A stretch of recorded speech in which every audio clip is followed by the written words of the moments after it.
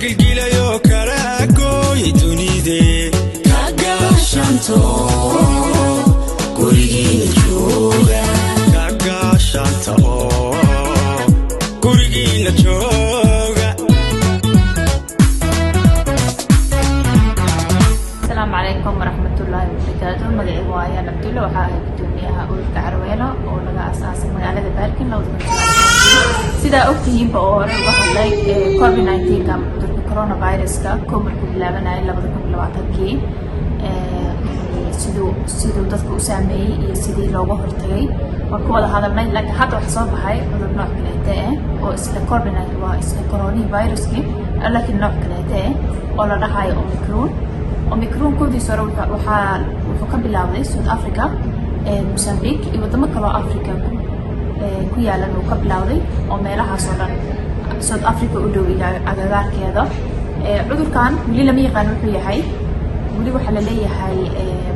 baaritaanka wado ama dhaqtariintu waxay leeyihiin daawaca oo dadka gaarsiin kara lama yaqaano laga yaabaa daawadan COVID-19 coronavirus daawadan loo isticmaalayo oo talaalka inay wax ka tari karin oo daawo kale loo baahdo weli akhbaar fiican lagama hayo baaritaan lagu wada hadda jimcadii leeyahay 19 jimcadii soo baxay cudurkaas waxaa kaloona laga helay cudurkaas hadda Yurubta qaarada Yurubta inuu soo gaaray waa la ogaaday Belgiumka Jarmalka shalay u dambeysay Ingiriiska hadda waa laga helay dad qaba waa la arkay waa la hayaa waxaa kaloo kamid wadankan oo Israa'iil hadda way xirtay markay dadka heshay cudurkaas qaba cudurkaana waxaa waa wax yar faahfaahin macnaheedu wuxuu yahay saani sheegay akhbaar badan iyo wax badan lagama hayo laakiin Delta iyo Alpha oo kuwii horeeta noocyadii oo coronavirus-kiisii uu sii kala baxay wuu ka adag yahay ka sii badan yahay dadkana dhaqso ugu dhacaya sida kuwii hore ma aha waana dhib si loo joojiyay aduu mar bilowdo wadanka Norway waxaa waaya weli ma soo gaarin laakiin sida ognahayba qaarada Yurub aduu mar cudurka soo galo shaki maaha inuu Norway soo gali doono asoo daha ma soo dhaqsado waa kii imaada laakiin muhiimadda aroomaadina ka hadlo waxaa waaye oo dadka shacabka Soomaalida baargan iyo nawaaxigeeda iyo wadanka dhanba degan waxa uu sheegayaa inay dadaalaan nadaafadda gacmaha ay dhaqdaan inay kan afka loo xirto ama mundinka la dhahayo afnology inay xirtaan antibac inay wadaan gacmaha ay iskaga maartino ay markasta iskaga dhaqaan haddii aad biyo iyo saabuun heli kartiin iyada ugu fiican hal meter ina qofka kala fogaatiin sida ogtihiin buu yaani wax badan oo cudurkii horeeto hadda xoogaa roonaaday COVID-19 hore COVID-19 kaas shuruudo badan oo dadkii raaca la yiri si kuwa hadda soo laabtay saani sheegabo waa muhiim in marka la ilaaliyo shuruudaha waxaa kaloo leeyahay dadka shacabka Soomaalida markay joogaan uu sheegaya in aan raacno in aan u dhagano akhbaaraha iyo wixii ka soo baxay dawladda wadanka qofku jooga in aan sharciga raacno in aan is ilaalino dadka oo kulmaya oo farada badan in la yareeyo haddii oo xaflad ama aroos ama xaflada badan adiga dhiganaysid ama dad dhiganayaan inay yareeyaan ama dadka la kala fogeeyo iyadoona xeerarka u yaala coronavirus la ilaalinayo oo meesha inaad soo dhigatiin antibac iyo kan afka loo xirto inaad soo dhigatiin sharcigana la ilaaliyo insha Allah taas baa leeyahay sida ogtihiin cudurkan saameyn badan dad badan oo waa la socda adduunka dad badan dhib gaarsiiyay dad badan ehelkooda ku dhamaaday marka wax fudud ma aha haddana Omicron-kan hadda la sheegayo akhbaar lagama hayo laakiin sida la sheegayo waxa waa kuwii kale oo ka daran yahay Delta iyo Alpha marka insha Allah inaan is ilaalino ummadena Soomaalida bulshadeena Soomaalida inaan is ilaalino mid kale oo xaro inaan sheego talaalka hadda badan aad ku qaateen kow iyo labadiba way qaateen laakiin iyadoo asaas tahayna ma aha ina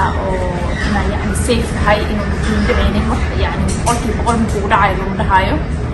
baaritaan hadda u dambeeyay oo midka hore camal ahayd waxaa la baaray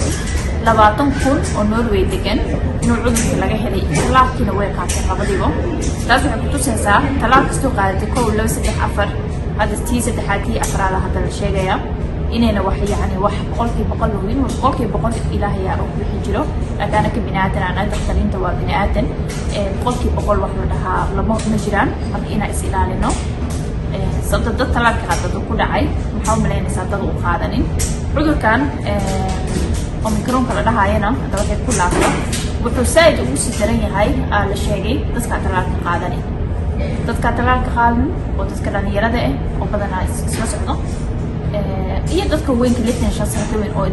difaacooda jirka yar yahay marka haddii aad talaalka qaadanin sida ugu dhaqsiyaha badan degmada aad degan tahay waca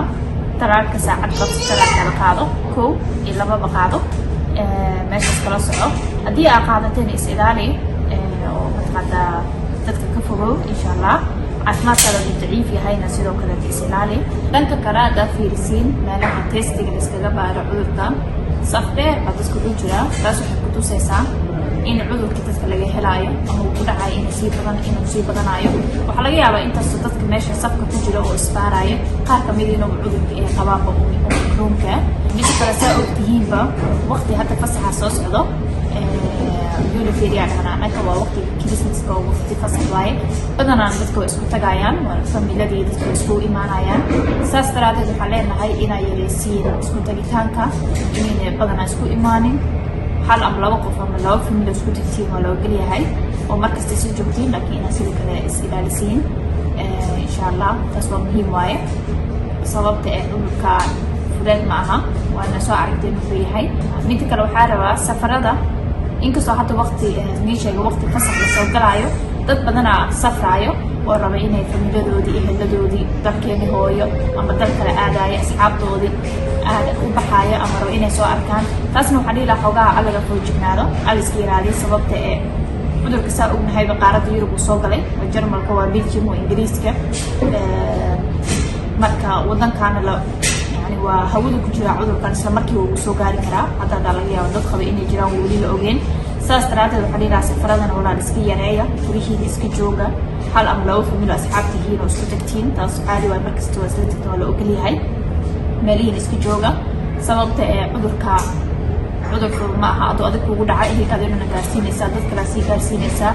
marka isla wada shaqeyno taas micnaheedan waxaa waaye insha allah in gacmaha la wada qabsado sidii marka hore waa isla wada shaqeynayna in la wada qabsado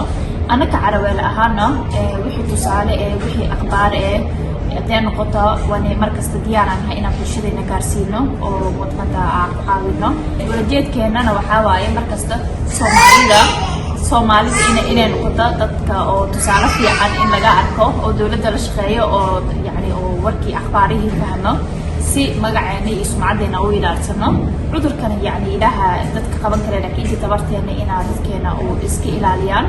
oo mataqaanta saas waa muhiimadda wixii kale oo wixii kale oo ku caawin karna hadday noqoto afxirka ama woundinka iyo antibaarka hadday noqotona qofkii awooda